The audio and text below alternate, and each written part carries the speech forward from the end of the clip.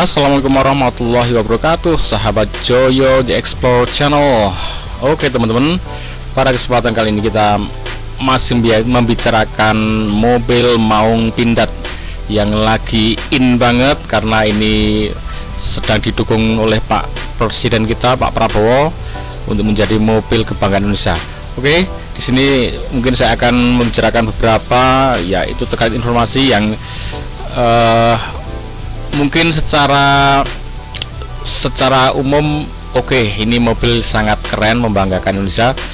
Tapi kadang kita harus menerima kenyataan Indonesia memang belum bisa sepenuhnya membuat mobil, sehingga hanya beberapa persen saja bisa dibuat. Tapi nggak apa-apa, tetap keren walaupun hanya beberapa persen itu baru bisa dibuat, tetap keren. Karena nanti kerennya apa di mana kita akan bahas, kita kupas. Oke, kita simak dulu informasinya teman-teman. Ini sebagaimana dilaporkan CNN Indonesia, Kepala Staf Kepresidenan Anto Mukti Putranto menjelaskan detail komponen yang digunakan pindad untuk memproduksi maung. Rencananya maung juga akan digunakan sebagai kendaraan dinas untuk menteri hingga pejabat eselon 1 Kabinet Merah Putih di bawah kepemimpinan Presiden Prabowo. Anto mengungkapkan bahwa sekitar 30% komponen maung berasal dari produsen Korea Selatan, yaitu SsangYong, serta produsen Jerman Mercedes-Benz. Lebih lanjut, Anto yang juga eks-komisaris pindad itu menjelaskan produksi mobil maung dalam 100 hari ke depan mencapai angka 5.000 unit. Lantas, apakah pindad juga akan memproduksi mobil lebih murah untuk sipil yang dipasarkan? Selain itu, muncul juga ketertarikan dari BAIC sebagai produsen asal Tiongkok untuk melakukan kerjasama dengan pindad. Beralih ke pindad MV2, salah satu SUV maung yang dijual kepada sipil melalui Prestige Motor Cars, sebenarnya di awal produksi mengalami masalah dengan pabrikan Toyota. Polemik antara Toyota dan pindad di Indonesia terkait kehadiran dari SUV tersebut. Saat pertama kali diperkenalkan, pindad menyebutkan kendaraan taktis maung untuk militer ini menggunakan mesin turbo diesel 2500 cc milik Toyota yang digunakan Hilux. Namun, saat perilisan bermasalah dengan sertifikat uji tipe dan sertifikat registrasi uji tipe, diakibatkan oleh agen pemegang merek atau APM tidak setuju dan tidak boleh dijual massal. Walaupun begitu, pindad bisa menjual SUV maung MV2 yang bisa dipesan melalui Prestige Motor Cars dengan range harga mulai dari 600 jutaan. APM pada dasarnya tidak mengizinkan produksi mobil ini untuk dijual massal awalnya, hanya boleh untuk penggunaan pribadi. Namun mungkin bisa dijual dengan beberapa syarat yang membuat pindad maung berada di harga 600 jutaan. Melalui hal tersebut, tentu tidak heran kalau pindad menggunakan komponen mobil juga dari SsangYong atau dikenal sebagai KG Mobility, terutama pada mesin pindad maung Garuda. Langkah ini dilakukan agar di kemudian hari tidak mengalami masalah serupa, sehingga tidak menutup kemungkinan pindad juga akan memproduksi mobil sipil lebih murah untuk dipasarkan ke depannya. Oke teman-teman, jadi di informasi sebelumnya mobil pindad ini 70% ya, itu dari bahan-bahan di Indonesia, yang 30% itu dari Korea dan tadi ya Mercedes.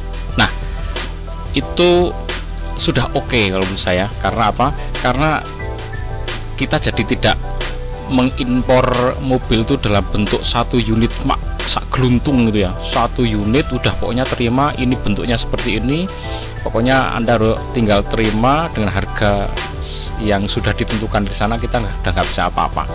Tapi dengan hanya mengambil bagian mesinnya saja, itu tentunya kita sudah bisa mendesain bodi sesuai yang kita inginkan, rangka dan sebagainya ya, termasuk roda, velg dan sebagainya, bener-bener bisa kita desain sesuai kemauan kita dan menjadi ciri khas kita. Sudah nggak menjadi mobil Toyota lagi, sudah bukan mobil Korea lagi, jadi udah mobil Indonesia. Walaupun memang masih di sisi paling berat, yaitu di mesin ya. Di mesin masih harus impor ya.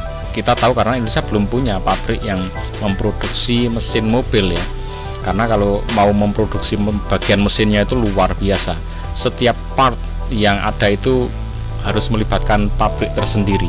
Maka itu sangat berat untuk bagian mesinnya. Nah, walaupun ya teman-teman, walaupun sebenarnya untuk membuat mobil seperti ini ya nggak harus PT Pindad, bengkel kampung aja bisa ya. Ini sorry to say, bengkel kampung bisa bikin asal diberi kesempatan ya. Ini contohnya, ini bengkel yang ada di kampung ya, di channelnya Rimbono Homestay. Dia bikin mobil yang kayak mini Rubicon gini, bener-bener keren ya. Kalau dilihat dengan Pindad ya nggak kalah keren ya. Jadi bengkel-bengkel di kampung-kampung, di pelosok-pelosok penjuru Indonesia ini kalau dikasih kesempatan juga bisa buat ya, kalau selain dibuat mesinnya ya. Jadi walaupun demikian tetap keren ya. Indonesia berani mengambil alih untuk memutuskan tidak beli mobil dalam satu paket gitu ya. Selanjutnya kita doakan, karena ini sudah menjadi awal yang baik ya. Kita benar punya keberanian, karena kayak tadi mobil yang tadi saya sampaikan, kayak mobil produksi anak-anak kita yang ada di pelosok-pelosok desa, itu nggak akan pernah boleh ngaspal karena apa? Nggak punya izin. Nah, di sini peran pemerintah untuk membuatkan regulasi sehingga mobil ini benar-benar bisa berjalan secara resmi di aspalan ya. Nah, termasuk ini mobil yang produksi Pindad ini, oke, nggak masalah, masih kerjasama di bagian mesinnya, kemudian bagian-bagian penting yang kita belum bisa buat itu kita kerjasama di bagian itu. Ke depan sambil mulai ditata pelan-pelan, mungkin kita bisa merambah, bisa menciptakan part-partnya, spare partnya ya. Jadi kalau nanti bisa spare partnya bisa kita persiapkan, ya why not ya, kedepannya kita bener-bener bisa bikin sendiri, udah nggak tergantung lagi dengan mereka ya. Nah, apalagi kalau nanti sudah berubah ke EV atau electronic vehicle, mobil listrik ya, mesin yang tadinya Toyota punyanya Hilux udah nggak kepake lagi, buang ya kan. Kita udah akan membutuhkan motor listrik dan aki ya. Yang paling penting di motor listrik, aki sama sama pengaturnya itu, modul pengatur listriknya itu ya. Jadi nggak masalah. Nah, ini untuk produksi awal pakai mesin yang ya masih konvensional ya, karena ke depan kita akan beranjak ke mobil listrik. Tapi ini awal yang bagus, karena kalau kita benar-benar bisa meresmikan mobil yang enggak satu unit asal datang dari luar negeri, kita terima beres. Ini sangat keren. Oke, kita doakan semoga sukses terus,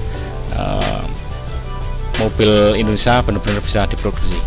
Ikuti terus Joyo The Explorer Channel. Assalamualaikum warahmatullahi wabarakatuh.